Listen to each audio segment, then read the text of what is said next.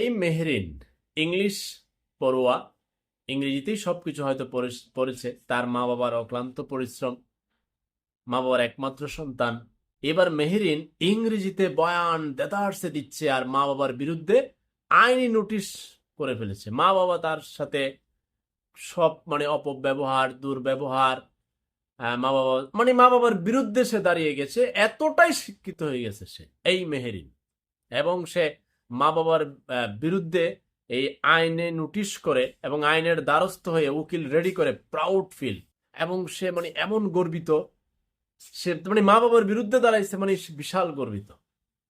আরে কি বলবো, নারী মানুষ সম্মান করেই বলি যে মা বাবা কি জিনিস তার বোঝার তো ক্ষমতাই এখনো হয় নাই। তার বোঝার ক্ষমতায় এখনো হয় নাই মা বাবা কি জিনিস। তো সন্তানরা কত কষ্ট